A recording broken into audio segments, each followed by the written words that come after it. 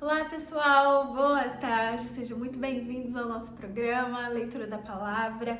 Hoje vamos ler Gênesis 15, Salmo 8 e Lucas capítulo 9, 1 ao 27. Que o Senhor te abençoe e fique comigo até o final dessa leitura, que a palavra de Deus entre no seu coração e você consiga vivê-la e aprendê-la. Amém? Diz assim, Gênesis capítulo 15.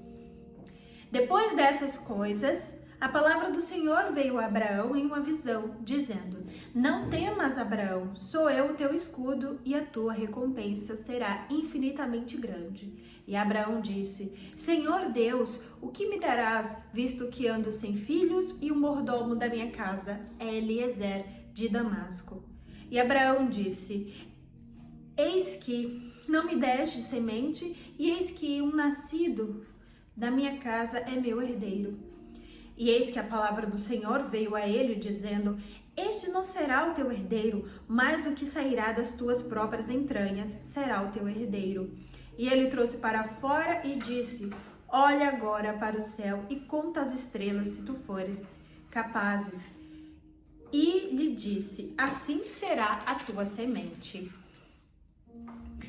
E Abraão creu no Senhor, e ele lhe atribuiu isto por justiça. E ele disse-lhe: Eu sou o Senhor que te trouxe de Ur dos Caldeus para te dar esta terra para herdá-la. E ele disse ao Senhor: Deus, como eu saberei que hei de herdá-la? E ele lhe disse: Toma para mim uma novilha de 3 anos de idade, uma cabra de 3 anos de idade e o carneiro de 3 anos de idade, e uma rola e um pombinho. E tomou para ele todos estes e os dividiu ao meio, e colocou cada parte na frente da outra, mas as aves ele não dividiu. E quando as aves desciam sobre a carcaças, Abraão as enxotava. Quando o sol estava se pondo, um profundo sono caiu sobre Abraão, e eis que um horror de grande escuridão caiu sobre ele.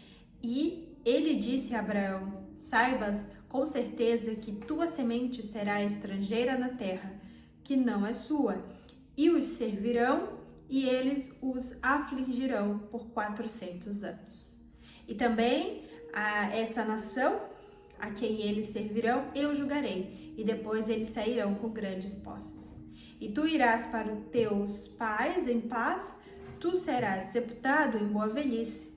Mas na 4ª geração eles virão para cá novamente, pois a iniquidade dos amorreus ainda não está completa. E aconteceu que quando o sol se pôs e ficou escuro, eis que um forno de fumaça e uma lâmpada acesa passaram entre aqueles pedaços. No mesmo dia, o Senhor fez um pacto com Abraão, dizendo: A tua semente eu darei a esta terra do rio do Egito, até o grande rio, o rio Eufrates.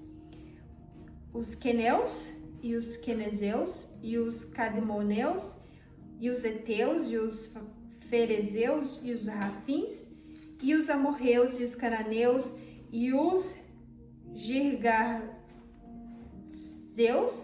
e os jebuseus. Agora vamos para Salmo 8. A grande promessa de Abraão. Agora vamos ler o livro de Salmo. Diz assim: Salmo 8 ao músico-chefe, sobre Gitite, Salmo de Davi. Ó Senhor, nosso Senhor, quão excelente é o teu nome em toda a terra, que estabeleceu a tua glória sobre os céus.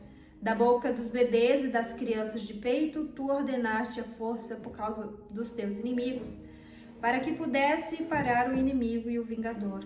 Quando considero os teus céus, o trabalho dos teus dedos, e lua as estrelas que tu ordenaste. O que é o homem para que sejas cuidadoso com ele, e o filho do homem para que o visites? Porque o fizeste por um pouco menor que Deus, e o coroaste com glória e honra. Tu fizeste com que ele tivesse domínio sobre as obras das tuas mãos, tu pusestes todas as coisas debaixo dos seus pés, todas as ovelhas e boi, Sim, e os animais do campo, as aves do ar e os peixes do mar e tudo o que passe pelas veredas dos mares. Ó Senhor, nosso Senhor, quão excelente é o teu nome em toda a terra. Aqui Davi já vem falando de Jesus, né? Falando o filho do homem para que visites, porque o fizeste por um pouco menor do que Deus e o coroaste com glória e honra. Já Davi fazendo as profecias messiânicas da vinda de Jesus. Agora vamos a Lucas. Lucas 9. Lucas capítulo 9. Então, ele chamando os seus 12 discípulos, lhes deu poder e autoridade sobre todos os demônios e para curarem doenças. E ele enviou-os para pregar no reino de Deus e para curar os doentes. E ele disse-lhes: nada leveis convosco para a vossa jornada, nem bordões, nem alforje, nem pão, nem dinheiro, nem tendas, e nem 2 túnicas. E em qualquer casa que entrardes, nela permanecei, e dali partireis. E onde quer que não vos receberem, saindo daquela casa, sacode a poeira dos vossos pés como testemunho contra ele. E eles partindo foram pelas aldeias, pregando o evangelho, curando em todos os lugares.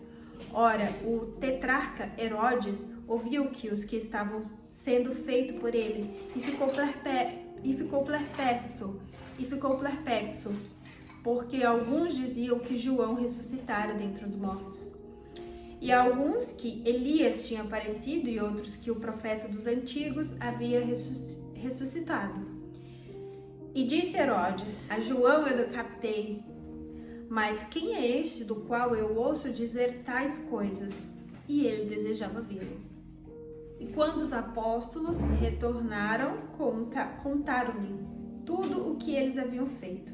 E tornando-os, retirou-se à parte para um lugar deserto que pertence à cidade de Betsaida. E as pessoas, sabendo isto, seguiram-no. E ele as recebeu e falava-lhes do reino de Deus e curava os necessitados de cura. E quando o dia começou a declinar, vindo os 12, disseram-lhe: manda a multidão embora, para que, indo às aldeias e nas regiões ao redor, se hospedem e consigam mantimentos, porque aqui estamos em um lugar deserto. E Jesus disse-lhes: dá-lhes vós de comer. E eles disseram: nós não temos senão 5 pães e 2 peixes, exceto se nós formos comprar comida para todo este povo. Porque eles eram cerca de 5.000 homens, e disse aos discípulos: fazei-os assentar em grupos de 50. E assim eles fizeram, fazendo sentar a todos como em 50. Então Jesus tomou os 5 pães e os 2 peixes, e olhando para o céu, ele abençoou e partiu-os e deu-os aos seus discípulos para os colocarem diante da multidão. E todos comeram e se fartaram, e foram tomados 12 cestos de pedaços que sobraram. E aconteceu que, quando ele orava a sós, estavam com ele os discípulos, e ele lhes perguntou, dizendo: quem dizem as pessoas que eu sou? E respondendo, os discípulos disseram: João Batista. Mas alguns dizendo Elias, e outros dizem que os antigos profetas que ressuscitou. E Jesus perguntou: e vós, quem dizeis que eu sou? E respondendo Pedro disse: tu és o Cristo, o Filho de Deus vivo. E advertindo-os com rigor, ordenou-lhes que não contasse a nenhum homem estas coisas, dizendo: o Filho do Homem tem que sofrer muitas coisas e ser rejeitado pelos anciãos e pelos principais sacerdotes e pelos escribas, a ser morto e ressuscitado ao 3º dia. E dizei a todos eles: se algum homem quiser vir após mim, negue-se a si mesmo e diariamente toma sua cruz e siga-me, porque aquele que quiser salvar a sua vida, por minha causa, este salvá-la? Pois que vantagem tem um homem ganhar o mundo inteiro se ele se perde ou se destrói a si mesmo? Portanto, qualquer que se envergonhar de mim e das minhas palavras, dele se envergonhará o Filho do Homem, quando ele vier em sua própria glória e na do seu Pai e dos anjos. Mas em verdade eu vos digo, há alguns dos que estão aqui que não provarão a morte até que vejam o reino de Deus. Amém! Que palavra poderosa de Jesus nos dando a esperança, falando sobre a sua ressurreição e sobre temos essa palavra e podemos sim provar a glória do Senhor, graças a Jesus, nosso Rei. Obrigado pela sua companhia. Amanhã continuaremos a nossa leitura no dia 9 de janeiro. Um beijo e até amanhã.